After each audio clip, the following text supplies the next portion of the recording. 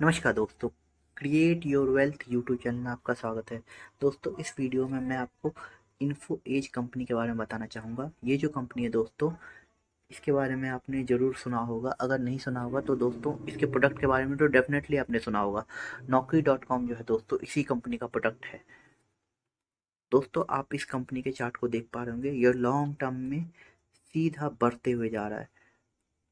ऐसा नहीं है कि ये कभी ऊपर जा रहा है कभी नीचे जा रहा है, जैसे बहुत सारी कंपनीज के साथ होता है कि वो कभी ऊपर जाते हैं कभी नीचे आते हैं। लेकिन ये जो कंपनी है दोस्तों, ये सीधे ऊपर की तरफ जा रहा है। और ये जो कंपनी है, इसका मार्केट कैपिटलाइजेशन भी अच्छा है, 50,000 करोड़ के आसपास है। तो इसे हम स्मॉल कैप नहीं, ये एक लार्ज कैप कंपनी है दोस्तों। लेकिन ये जो कंपनी है दोस्तों, ये कंपनी स्टार्टअप्स में भी इन्वेस्टमेंट्स करती है, जैसे कि मैं आगे वीडियो में अभी आपको बताऊंगा। जैसा कि मैंने आपको बताया था, इनका जो फ्लैगशिप प्रोडक्ट है वो है Naukri.com।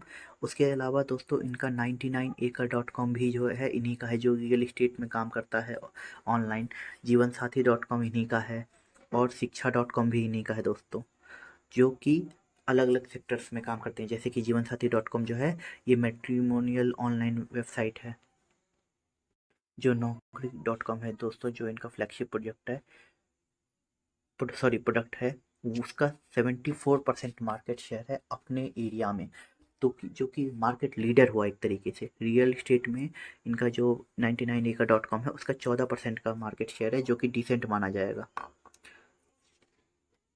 अगर ज्योग्राफी की बात किया जाए दोस्तों, तो 93% इनका रेवेन्यू जो है वो इंडिया से आता है, और 7% ही केवल ओवरसीज से आता है, जो कि 2022 के रिपोर्ट के अनुसार पता चलता है। इनका दोस्तों 15% का स्टेक है जोमेटो कंपनी में, जो कि फूड डिलीवरी ऐप है। इस कंपनी में इनका स्टेक है। पॉलिसी बाजार में इनका 19.5% का स्टेक है।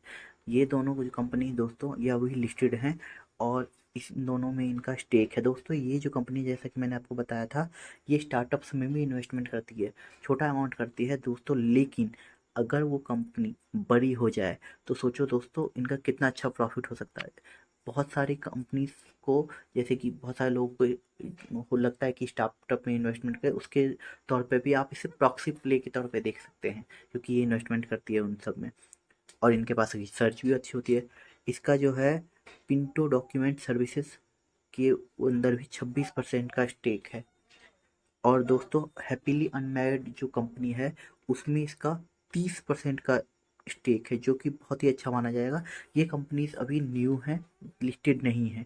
लेकिन दोस्तों, जब ये लिस्टेड होंगी, इनमें से कुछ कंपनीज भी अगर अच्छा कर गई, तो ये जो कंपनी है, जैसे कि जोमेटो ने इसको बहुत अच्छा प्रॉफिट दिया है, या पॉलिसी बाजार ने, उसी तरीके से ये भी इसको अच्छा खासा प्रॉफिट दे सकती हैं, और इसके रिटर्न्स को मल्टीबैगर रिटर्न्स में कन्वर्ट कर सकते हैं। अगर हम पी रेशियो की बात किया जाए, ऑलमोस्ट 70 के आसपास का है, जो कि काफ़ी हाई माना जाएगा।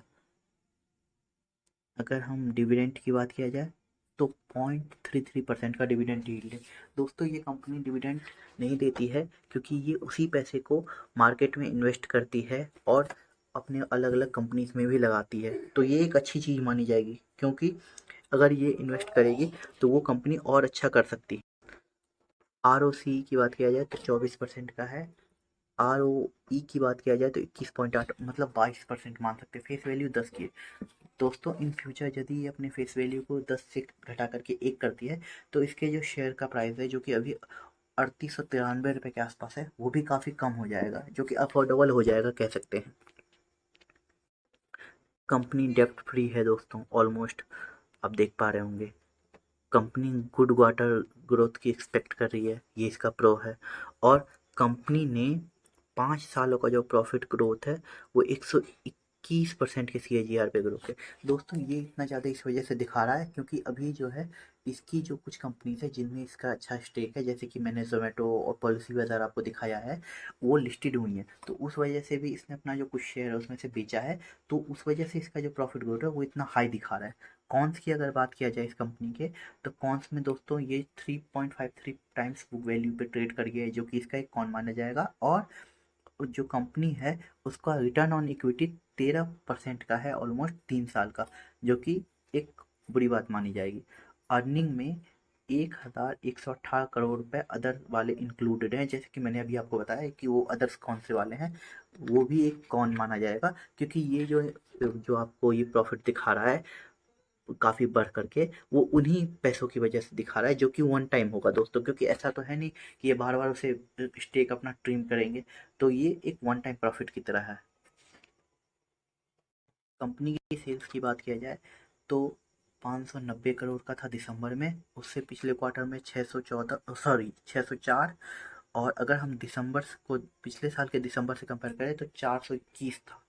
तो अगर हम दोस्तों ऐसे देखते हैं तो इसका जो सेल है वो पिछले क्वार्टर के कंपैरिजन में तो कम हुआ है, लेकिन अगर पिछले साल के क्वार्टर से कंपेयर करते हैं तो वो बढ़ा है। अगर ऑपरेटिंग मार्जिन की बात किया जाए तो वो 26% का है अभी, और उससे पिछले क्वार्टर में 8% का था, जो कि बहुत ही कम हो गया था। और अगर पिछले साल के दिसंबर क्वार्टर की बात किया जाए तो 28% का था, जो कि अगर हम उससे कंपेयर करें तो 2% अभी भी कम है, लेकिन अगर पिछले क्वार्टर से कंपेयर करें तो मच बेटर है, मतलब बहुत ही अच्छा। अगर प्रॉफिट की बात किया जाए तो प्रॉफिट में 46 करोड़ का था लेटेस्ट क्वार्टर में, और उससे पहले 94 करोड़ का था। लेकिन अगर हम पिछले क्वार्टर, जो पिछले साल का जो क्वार्टर था, अगर वहाँ से देखें तो 4633 करोड़। दोस्तों इस प्रॉफिट में जो है वो पैसा भी जुड़ा हुआ है, तभी वो ये इतना ज़्यादा दिखा रहा है। इसी वजह से दोस्तों उस पैसे को अगर माइनस कर देते हैं तो इतना ज़्यादा प्रॉफिट नहीं दिखाएगा। दोस्तों अगर हम इसके सेल्स को ईयरली देखते हैं तो अभी जो सेल दिखा रहा है 2214 करोड़ का, पिछले साल का जो है 1579 करोड़ का, सॉरी 1589, 1589 करोड़, उससे पिछले साल का था 1128 करोड़ का, जो कि सेल्स आप देख पा रहे होंगे ये हर साल बढ़ रहा है, और ये एक बहुत ही अच्छी बात मानी जाएगी। ऑपरेटिंग मार्जिन की बात किया जाए तो अभी जो है 14% का दिखा रहा है, पिछले साल का 28% था, उससे पिछले साल 7% था, जो कि मतलब ऑलमोस्ट इस साल अभी कम दिखा रहा है। अगर हम सेल्स ग्रोथ की बात किया जाए तो 10 सालों का 15% है, प्रॉफिट ग्रोथ 38% है, और ये जो इतना ज़्यादा दिखा है दोस्तों इसका तो मैं रीज़न बता ही चुका हूँ बार बार। CAGR की बात किया जाए 10 सालों का 27% है। दोस्तों ये शेयर काफ़ी गिरा है, एक साल में जो है CAGR जीरो दिखा रहा है, मतलब काफ़ी गिरा है शेयर, उसके बावजूद 10 सालों का 27% है दोस्तों, ये बहुत बहुत अच्छी बात मानी जाएगी। क्योंकि अगर ये शेयर इतना भी नहीं गिरा होता, अगर ये मान लीजिए अपने लाइफ टाइम हाई पे होता अभी, या मतलब उसके आसपास भी होता, तो ये यहाँ पे 27 की जगह 30 to 35% दिखा रहा होता। रिटर्न एन इक्विटी 11% है 10 सालों का, जो कि बहुत अच्छा माना जाएगा। अगर इसके रिजर्व की बात किया जाए तो 14,108 करोड़ है। बोरोइंग की बात किया जाए 136 करोड़ का है केवल।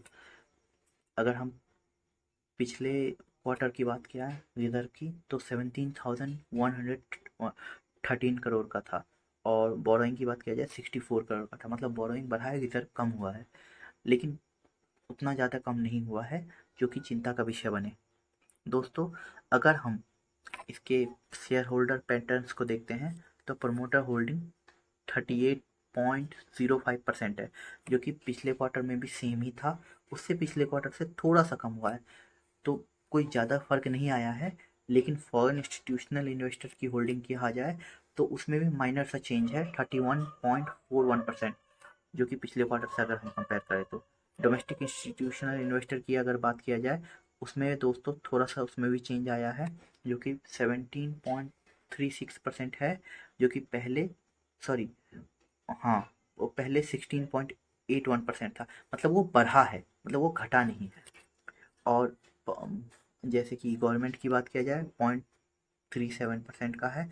पब्लिक की बात किया जाए तो इनका जो पब्लिक होल्डिंग है वो है 12.66%।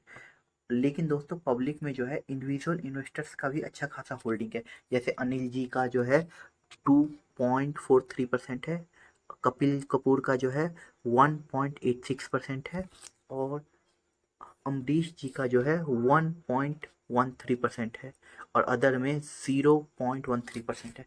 दोस्तों इस कंपनी में जो जनरल पब्लिक है उनकी होल्डिंग, आप और मेरे जैसे जो होंगे उनकी होल्डिंग बेहद ही कम है, क्योंकि ये जो कंपनी है दोस्तों, इस कंपनी में ज़्यादातर होल्डिंग जो है वो या तो share holder, foreign institutional investor, domestic institutional investor, या जो बड़े बड़े अमीर लोग हैं उनके पास है। दोस्तों ये कंपनी इन फ्यूचर बहुत अच्छा ग्रो कर सकती है, और क्योंकि ये कंपनी जो है ये टेक्नोलॉजी सेक्टर से रिलेटेड है और ये स्टार्टअप्स में भी इन्वेस्टमेंट करती है दोस्तों। तो ये अगर शेयर 3500 के आसपास मिले तो मेरे हिसाब से बहुत अच्छा शेयर होगा दोस्तों।